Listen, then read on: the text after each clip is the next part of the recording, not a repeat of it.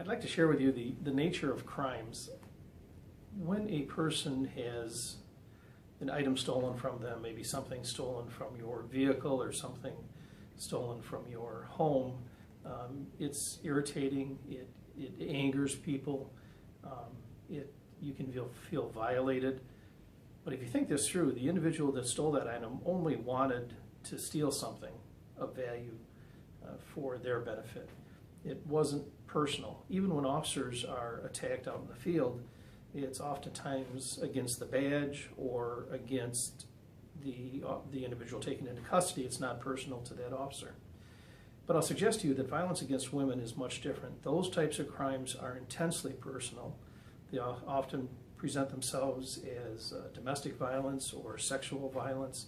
It's intensely personal, and I can tell you that the effects from that are far greater than those property crimes that we discussed, and the long-term effects can be much greater.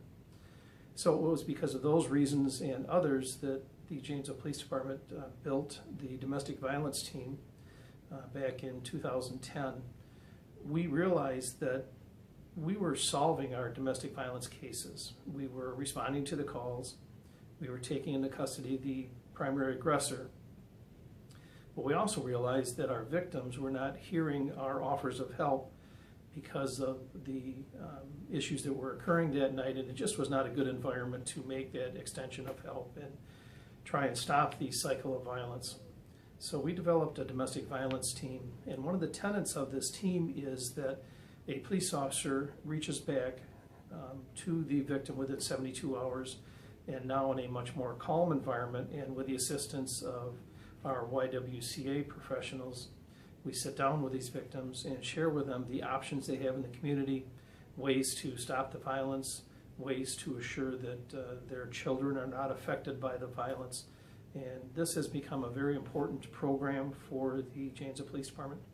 In fact, we have officers every day assigned to our domestic violence team, both on first and second shift, making those follow-up phone calls and assuring that our victims stay safe in our community.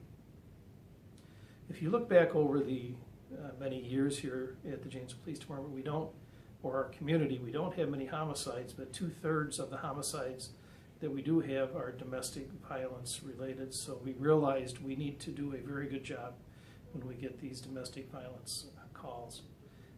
Again, our officers work every day working with victims, and we feel that we're making progress with violence against women.